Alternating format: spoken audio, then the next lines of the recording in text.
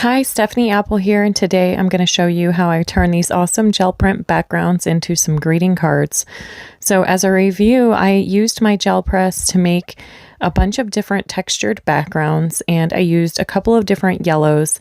I'm showing you a small portion of a video that I had made previously, but some of the texture that I'm using is from the Mica Flake and regular heavy body acrylic paint from Holbein, and just spreading that out over the gel press to make some textured acrylic paint for my backgrounds. And then once I do that, I'm making some different patterns. And so I have my awesome stencils from Joggles, and you can see here that I'm able to make a variety of patterns using a bunch of different cool bright colors and a lot of texture. So I'll just show you that for review, and when I get to my next layer, I'm going to show you some really awesome coarse alumina that I mix in with black that really looks great and adds a ton of grit and texture to these greeting cards.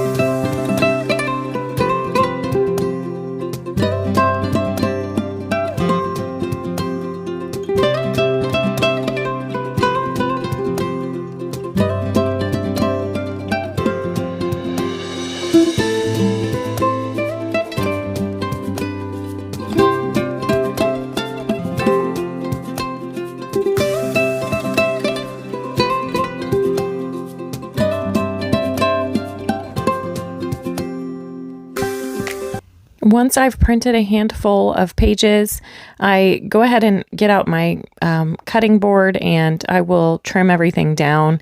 I really enjoy taking off some of the edges and getting a nice, neat look. And then eventually I'll decide on what size greeting card I'll make. I typically either go for an A2 greeting card or an A7 greeting card. A7 is a 5x7, and the A2 greeting cards are 4¼ by 5½. These particular prints have a ton of texture, and so you can really feel them, every single one of them, when you touch them. That one, my stencil was wet when I made it, so that made a really neat look.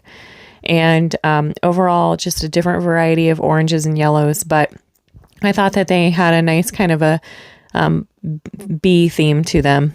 So I'm trimming them to 4 by 5¼ because that is what I like to put on an A2 card, and that'll give a white border around them. And so you see I have a good variety. Some are a little more orange. Some have a little bit more of a yellow look. That one was from a wet stencil, and I love how that turned out.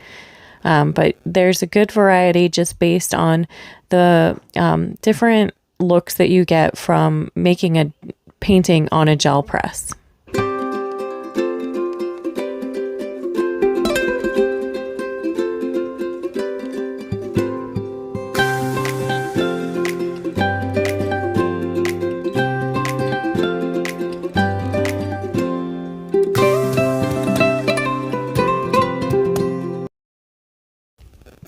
Next, I'll get out my Tombow adhesive and go ahead and put all of the backgrounds that I've cut out onto the front of A2 greeting cards.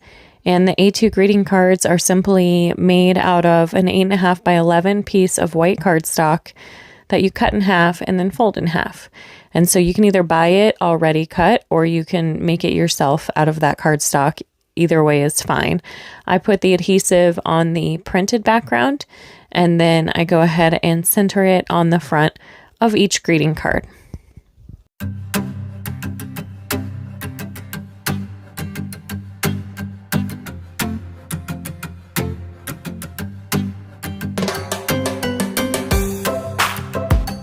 The next thing I'm going to do is cut out the bee. And so the actual die cut that has the bee on it is an imprint, it doesn't cut the circle. That makes that border that you can see there, the stitched border, but it doesn't cut it out. So I have to layer another circle around the original die to get it to cut out completely. And so I go with my Sizzix stitched circles to go ahead and cut out the whole thing, which is great. You can do 2 cuts all at once. And I'm using my Sizzix Big Shot and just running a piece of black cardstock through the Big Shot and cutting it out. So when you see the actual cutout, you'll notice that there's quite a few fine details. And so it will take a little bit of effort to weed all of those little details out. And I'll show you that process here in a minute. But just as a whole, I know that I've picked the right size circle. But I know that I want to put it on a background. So I found my Sizzix Scallop circles. And I'm just testing out 2 different sizes to see how large of a scallop I want behind the black bee. And this is just a plain white cardstock. You could use a shimmery white cardstock and that would look really nice too. But I just went with plain white this time. And so the smaller one, I can already tell is probably going to be too small. So I take my little bee and I hold it up and you can't see very much of that scallop around there. And I wanted it to be a little bit more noticeable against the greeting card. So I'm going to go with the big one, I think, instead of this small one. So I'll set that aside for a different project and then I'll hold up the larger one. Yeah, that looks better. It's really noticeable. It makes it look kind of like a patch. And I can tell that that will make for a really nice greeting card either way.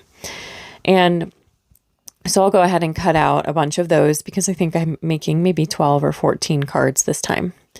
So I've put it in, I've sped it up a little bit, but this tool from Tonic makes weeding a lot easier. It is a time-consuming task, and I often will do it while doing something else just to make the time pass. But weeding out the little pieces of the bee can be so much easier if you have a tool to help you. And it's really rewarding when you get it all done because it looks so nice. So sorry for the shaky video, but it's better than watching me do this in slow motion.